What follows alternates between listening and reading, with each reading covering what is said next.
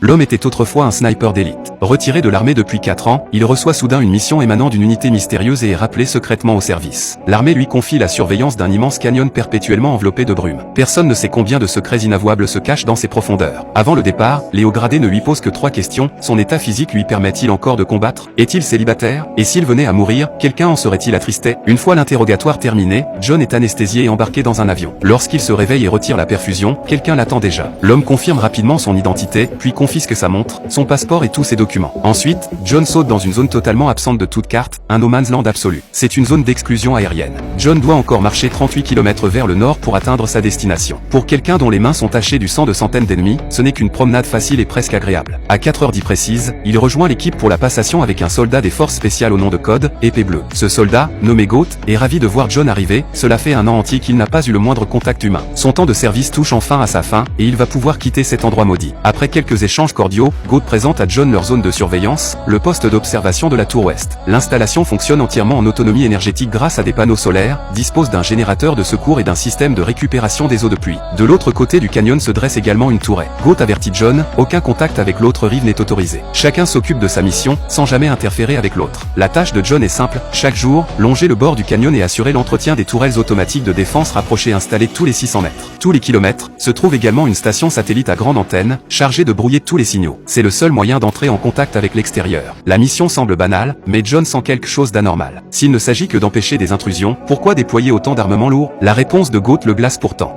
You need to stop what's in the gorge from coming out. John ne comprend pas ce que signifie « s'échapper ». L'instant d'après, Goat jette une bombe à retardement dans le canyon. Une dizaine de secondes plus tard, une explosion sourde retentit depuis le fond, accompagnée de hurlements terrifiants qui donnent la chair de poule. Goat appelle les créatures du fond du canyon, les hommes creux. Personne ne sait pourquoi ce nom, mais tous les gardiens successifs les ont toujours appelés ainsi. En 1940, le commandement a envoyé 2400 cavaliers pour les éradiquer. Aucun n'est jamais revenu. John pense qu'il s'agit de simples rumeurs et n'y prête guère attention, mais Goat l'avertit une dernière fois. As the gorge is the door to hell, and we're standing guard at the gate.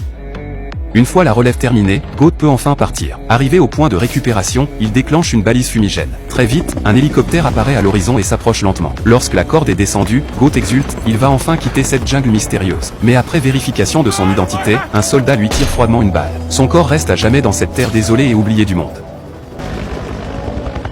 John, lui, n'en sait rien. Chaque jour, il répète inlassablement les mêmes tâches, inspecter les clôtures électrifiées le long du canyon, consigner avec précision l'état de chaque mine creuse, s'assurer que les tourelles puissent être activées instantanément, et transmettre chaque mois un rapport détaillé. Peu à peu, il devient insensible à cette existence monotone. Un jour, un bruit étrange attire son attention depuis l'autre rive. À travers les jumelles, il découvre avec stupeur une femme. Malgré les kilomètres qui les séparent, sa silhouette envoûtante retient immédiatement son regard. Comme si elle l'avait senti, elle s'arrête, relève la tête et le fixe. Son visage est d'une beauté à couper le souffle. Pourtant, John détourne instinctivement le regard. Goat lui a formellement interdit tout contact avec l'autre côté. Par une nuit d'orage, son syndrome de stress post-traumatique refait surface. C'est un mal courant chez les anciens combattants. Il saisit aussitôt son fusil et vérifie les alentours. Peu à peu, il reprend ses esprits et constate qu'en se levant, il a brisé une tasse. Des éclats de verre lui ont entaillé le pied, laissant des traces de sang. Après avoir soigné sa blessure, il regarde machinalement à travers les jumelles. La femme est toujours éveillée, assise dans son poste, jouant avec des bougies. John respecte l'ordre, aucune interférence. Lorsque la pluie cesse et que la nuit s'approfondit, la femme ne supporte plus la solitude. Elle observe John à son tour avec des jumelles et le voit lire tranquillement. Sans hésiter, elle tire un coup de feu pour attirer son attention. À travers sa lunette, John la voit lui demander son nom. Après une longue hésitation, il décide de répondre. À la stupeur de la femme, il inscrit simplement « Communication interdite ». Elle est abasourdie. Quel homme froid et rigide. Mais elle persiste et écrit « Je m'appelle Lisa. Aujourd'hui, c'est mon anniversaire. Tu peux faire ce que tu veux ». John ne peut s'empêcher de rire. À une telle distance, même s'il le voulait, il ne pourrait rien faire. Pourtant, sa méfiance s'atténue. Il sort alors un verre d'alcool et écrit « Je m'appelle John. On trinque pour ton anniversaire ?» Ainsi commence un échange singulier et romantique, à coups de panneaux et de jumelles. Lisa lui demande ce qu'il sait faire de mieux. John répond « Tirer ». Elle lui demande à quel point il est précis. Elle pense se rapprocher de lui, mais sous-estime totalement son côté maladroit. John lève les mains et met fin à la discussion. Lisa est sans voix. Alors que John s'apprête à rentrer, son verre est soudainement pulvérisé par une balle tirée par Lisa. Son esprit de compétition s'enflamme. Il saisit son fusil, ajuste sa position, contrôle sa respiration et tire sans hésiter.